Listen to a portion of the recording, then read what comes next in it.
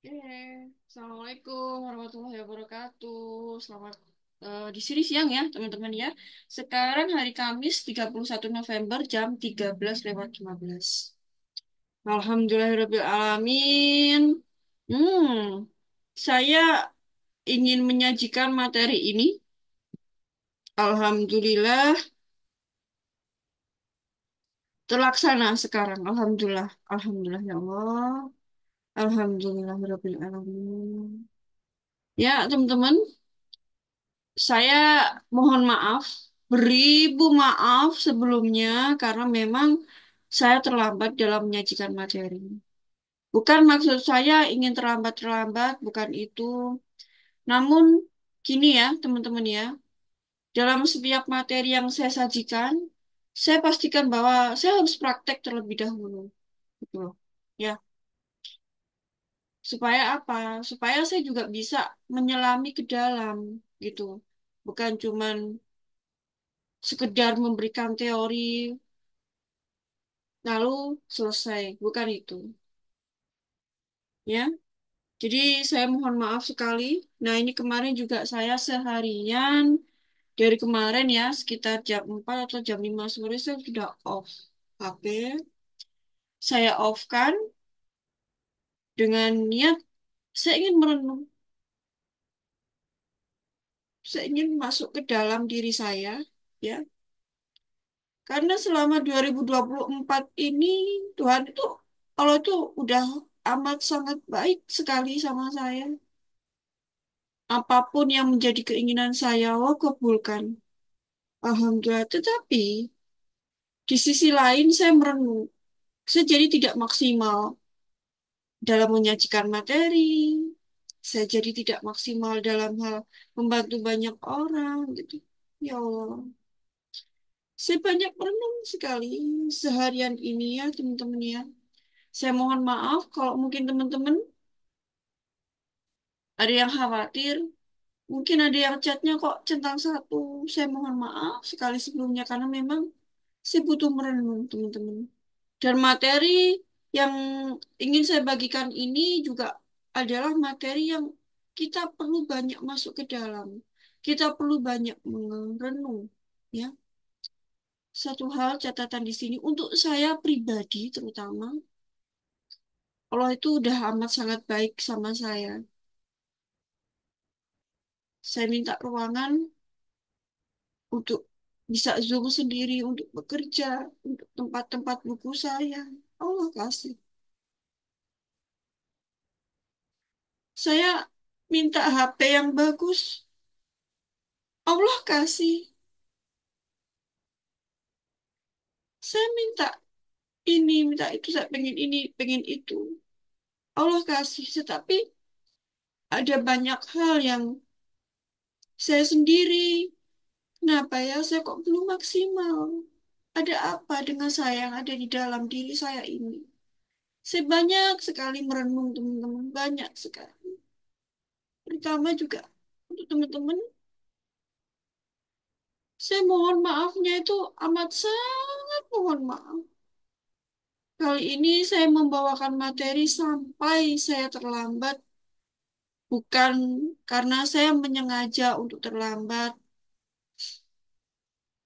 melainkan memang ada banyak hal yang harus saya renungkan, harus saya perbaiki. Saya punya banyak ilmu, saya banyak belajar, tetapi berapa persen yang saya praktekkan? Saya punya teman-teman gitu. Saya sebagai perantara orang yang menyampaikan ilmu, tentu saja saya harus praktek, teman-teman. Nah, inilah yang menjadi perenungan saya. Juga perenungan terhadap materi yang ingin saya sampaikan siang hari ini. Ada banyak sekali kekurangan saya yang harus saya perbaiki. Ya, Alhamdulillah, saya sampaikan bahwa materi pengemis dan mangkok emasnya ini Teman-teman memang harus banyak, banyak, banyak merenung. Banyak, seberapa baik waktu yang sudah Allah berikan ke kita. Apakah sudah kita manfaatkan dengan baik waktu tersebut? Itu adalah modal terbesar kita. Modal terbesar kita. Ya. Anda punya kekayaan banyak sekalipun, tetapi kalau Anda tidak diberi waktu, maka kita nggak bisa melakukan perubahan. Ini perenungan saya ya, terutama untuk diri saya sendiri ya, teman-teman. Masalah waktu, saya yang masih sering banyak bermain-main dengan waktu. Saya yang belum maksimal bantu orang lain, dan masih banyak hal lagi. Jadi teman-teman, setelah materi ini saya sajikan, teman-teman berbanyak merenung, berbanyak merenung. Apa yang Tuhan inginkan lewat nafas kita. Ya, kita masih diberi nafas dengan baik tanpa alat bantu. Itu apa sih yang Tuhan inginkan dengan itu? Kita gali diri kita. Kita gali diri kita karena sebenarnya harta karun itu ada di dalam, bukan di luar. Dan satu hari ini saya off HP, rasanya nyaman sekali, teman-teman. Benar. Saya jadi lebih hening, saya lebih tahu, saya lebih mengenal diri saya sendiri. Ya, nanti teman-teman setelah menyimak materi ini, silahkan renungkan. Karena di dalam materi ini ada puzzle-puzzle. Puzzle itu harus teman-teman sendiri yang menyusun, bukan saya. Karena setiap orang nanti akan memiliki pandangan yang berbeda, akan mendapati banyak hal yang berbeda dari yang lain. Ya, baik itu pemahaman terhadap materi atau ketika menyikapi materi ini. Kalau saya lebih ketika membawakan materi itu macam-macam ya. Teman-teman ada kalanya itu saya bersyukur banget. Ada kalanya saya sedih. Sedih maksudnya tuh sedih kok ya yang namanya uang, namanya harta itu mudah loh. Tapi kenapa kok ada orang yang sampai menghabisi orang lain untuk mendapatkan uang itu sesuatu hal yang buat saya sedih dan prihatin sekali.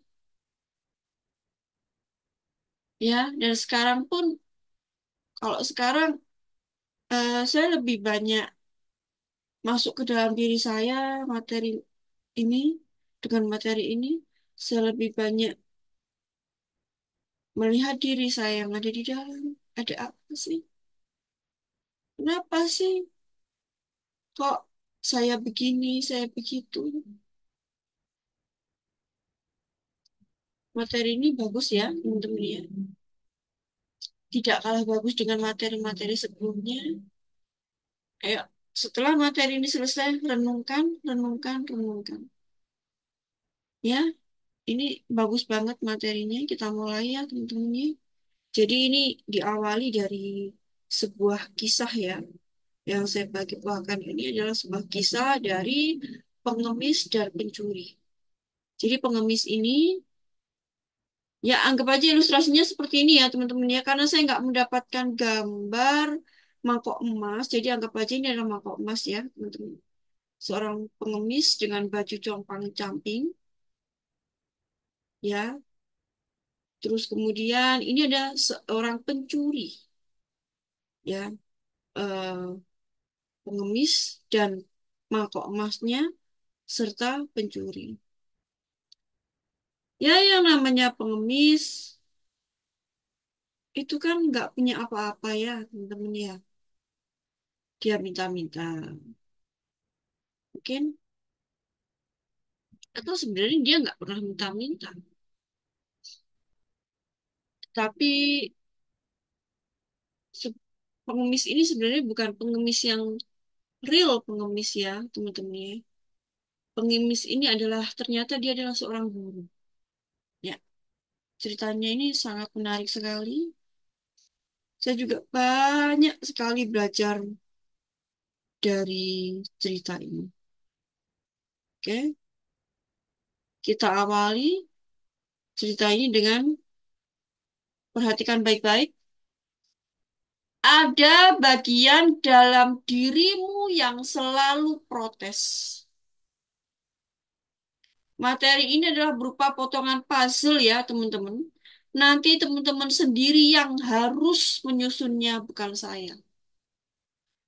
Ya, seperti yang saya sampaikan di awal bahwa setiap orang akan memiliki sudut pandang yang berbeda terhadap materi ini, akan memiliki sebuah puzzle-nya sendiri-sendiri. Dan itu saya nggak bisa menyusunnya. Yang bisa saya susun adalah puzzle saya sendiri. Yang bisa menyusun puzzle teman-teman ya teman-teman sendiri. Kenapa begitu? Karena teman-teman harus mengalami, bukan cuma sekedar tahu. Oke? Ya. Jadi ada pengemis ya, bayangkan seorang pengemis dengan baju compang-camping yang kemana-mana selalu membawa mangkok emas. Yang ternyata mangkok emas itu ada hadiah dari raja. Nama pengemisnya adalah Nagarjuna. Ya, ini diambil dari guru saya bilang, diambil dari bukunya Anthony de Mello. Saya kurang tahu juga judulnya, saya nggak tanya. Kalau misalkan memang teman-teman mau, saya tanyakan guru saya apa judul bukunya. Oke? Tuh. Saat kita belajar spiritual, kita itu biasanya kali ini kita dipertemukan dengan sosok guru yang di luar dugaan kita. Jika biasanya kita berpikir bahwa guru itu adalah orang yang sukses, hartanya banyak, tajir melintir, kali ini kita bicara tentang seorang guru yang sesungguhnya, yaitu guru yang mampu melepas ego. Jadi sekarang jika ada guru yang masih melekat dengan ego, itu masih perlu dipertanyakan. Ya, makanya saya sendiri tuh nggak suka menyebut diri saya sebagai seorang guru. Saya lebih suka menyebut diri saya sebagai kita adalah teman seperjalanan. Kita adalah teman seperjalanan. Saya sering mengatakan seperti itu. Ya karena masih ada banyak sekali kekurangan yang harus saya perbaiki. Di sana sini banyak sekali. Tak terhitung jumlah kekurangan saya. Ya, tapi alhamdulillah saya mau memperbaiki diri. Ya, kita semuanya seperti itu. Pengemis ini namanya Nagarjuna. Kemana-mana seperti gelandangan. Jauh dari kata kesan mewah, keren, dahsyat. Jauh sekali dari itu dan justru malah kebalikannya. Ya, ini ceritanya Nagarjuna bagaimana Nagarjuna ini mendapatkan mangkok emas. Lalu ada seorang raja yang sangat berkuasa, sangat berkelimpahan, ya, bertemu dengan seorang guru yang tidak bisa dibeli dengan kemewahan. Oh, guru yang tidak bisa dibeli dengan kemewahan. Raja itu terkagum-kagum dengan guru tersebut. Akhirnya, sang raja memberikan hadiah sebuah mangkok emas. Yang diharapkan raja suatu hari nanti jika guru tersebut kekurangan bisa menjual mangkok tersebut untuk sang guru agar hidupnya lebih layak. Jadi kalau habis uangnya mungkin ya kayak namanya pengemis gak ada uang. Dia oh udah aku mau pensiun jadi pengemis misal mau pensiun jadi gelandangan lah misalnya ya mau beli rumah mau hidup normal seperti yang lain, barangkali seperti itu. Nah, makanya raja memberikan hadiah sebuah mangkok emas. Eh,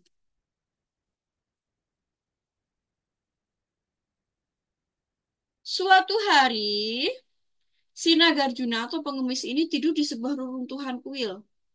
Ya, Lalu dia didatangi seorang pencuri yang mengendap-endap mendekati Nagarjuna. Lalu kemudian pencuri itu ketahuan, kelihatan nih oleh Nagarjuna. Ya, berbeda dengan orang pada umumnya. Orang biasanya akan mempertahankan harta satu-satunya. Bahkan bisa mempertahankan lebih keras dibanding orang kaya. Nah, ini namanya pengemis, ya. Karena hidupnya sangat bergantung dengan mangkok tersebut. Namun hal itu sangat berbeda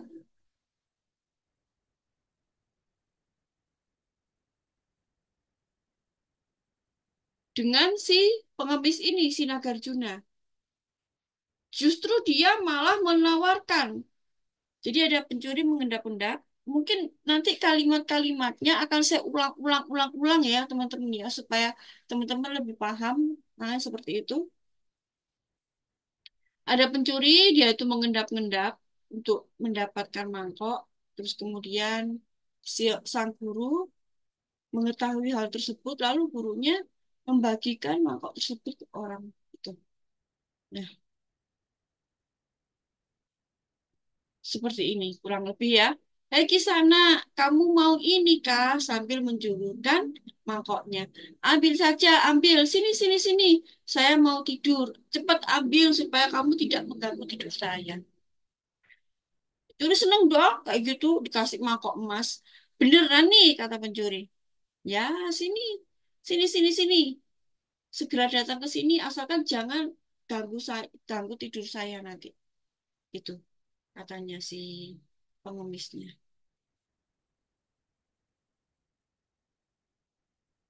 Nah, akhirnya kan mangkok itu dibawa pulang ya sama si pencuri. Tetapi si pencuri ini nggak bisa tidur. Jadi dia nggak bisa tidur. Nah, sesampai di rumah si pencuri berpikir, bagaimana bisa seorang pengemis yang memiliki harta satu-satunya namun mampu melepas dengan ringan, melepas dengan sukacita, dengan hati damai dan bahagia. Sementara si pengemis, si gelandangan itu tidur nyenyak, sedangkan si pencuri kepikiran terus dan tidak bisa tidur.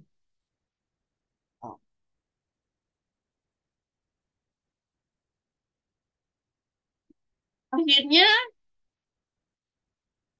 keesokan harinya si pencuri ini kembali pada guru Nagarjuna untuk mengembalikan mangkok emasnya. Loh, kenapa kok dikembalikan? Gurunya jadi bingung. Wahai Kisana, mengapa kamu datang lagi? Dan kamu malah mengembalikan mangkok emas ini. Nggak salah ini. Tuh, katanya si gelandangan ya, yang coba untuk meyakinkan. Jadi kalau kemarin itu yang terkejut adalah Nagarjuna karena begitu gampangnya si guru ini melepas dengan sukarela. Sekarang gantian, gurunya yang terkejut. Karena biasanya kalau orang lain pasti sudah dibawa pergi jauh, ya. Sudah dijual mangkok emasnya, kemudian keliling Eropa. Bisakah seperti itu, ya? Pencuri pun berkata, saat engkau melepas mangkok ini dengan begitu bebas, aku merasa bahwa diriku sangatlah miskin. Maka ajarilah aku untuk tidak ada kemelekatan dan hati menjadi bebas. Hmm.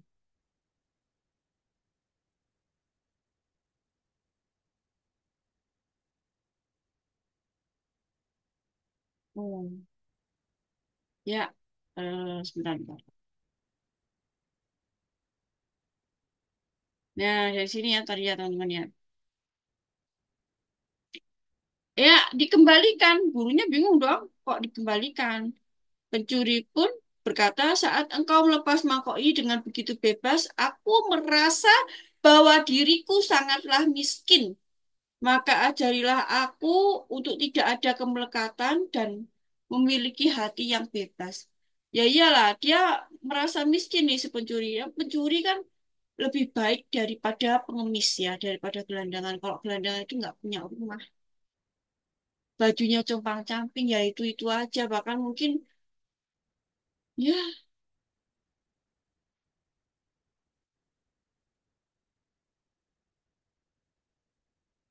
Pokoknya kalau pengemis itu ya nggak punya apa-apa. Dia hanya punya mangkoknya aja itu, mangkok emasnya itu. Kemudian sang guru pun berkata seperti ini. Tidak ada seorang pun yang mampu merebut darimu hal yang tidak pernah kamu rebut bagi dirimu sendiri. Si pencuri pun berkata bahwa ajarilah saya untuk menjadi orang kaya tanpa kemelekatan apapun dengan hati yang bebas. Saya salut sama pencuri ini karena memang pencurinya ini dia tidak meminta untuk guru, ajarilah saya untuk berhenti mencuri. Tetapi dengan bijaksana, dia mengatakan bahwa guru, ajarilah saya untuk melepas kemelekatan.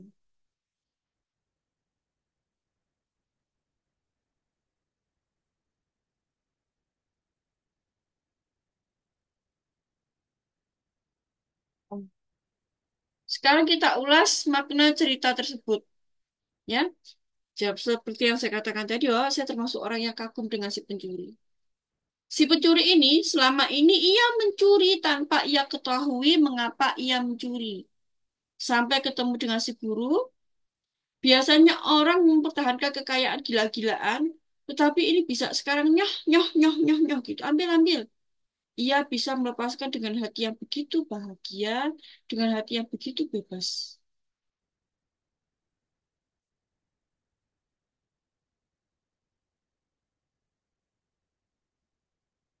Ya, dengan melepas dengan nyoh, nyoh, nyoh gitu. Dengan hati yang bahagia, biasa aja gitu.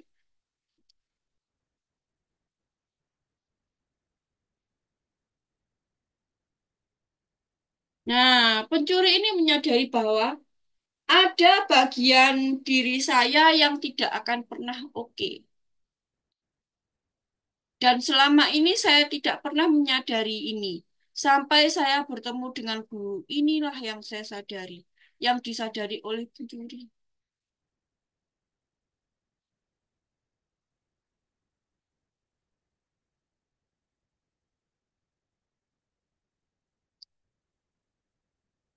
Saya katakan bahwa si pencuri ini sangatlah bijaksana. Kenapa? Karena dia tahu cara apapun tidak akan menghentikannya dari mencuri. Selama ini selama dia masih terkoneksi dengan sumbernya yang tidak oke, yang di bagian dalam, maka dia akan terus-menerus mencuri. Ya, pencuri itu mencuri 1 M, dia nggak puas, kemudian 2 M, 3 M, lama-lama nyogok pejabat, lama-lama akhirnya jadi pejabat sampai triliunan. Misalkan ini kayak gini ya. Jadi yang namanya mencuri itu nggak pernah ada puasnya gitu loh. Ya, tidak akan pernah terpuaskan selama dia masih melayani bagian diri yang ada di dalam yang tidak oke itu. Dia tidak akan pernah oke. Nggak akan bisa selamanya jika kamu masih memegang bagian yang tidak oke itu. Selamanya akan tetap miskin. Miskin di sini bukan berarti tidak punya uang. Uang ada banyak sekalipun, akan tetapi tetap kekurangan karena si pencuri memuaskan bagian dirinya yang tidak pernah oke. Makanya pencuri ini mengatakan, tolong ajari saya cara melepaskan dengan sukacita supaya bisa berhenti mencuri. Dengan cara harus menghentikan sumber yang ada di dalam diri yang tidak pernah oke. Dari sini paham ya, teman-teman ya. Nah, jadi dari cerita tersebut, si pencuri itu punya bagian, bukan hanya pencuri, tetapi kita sendiri juga ya. Renungkan, ada bagian di dalam diri kita itu yang tidak oke. Bagian tidak oke itu bermacam-macam. Ya, bagian diri kita yang tidak oke, sumbernya itu ada di dalam.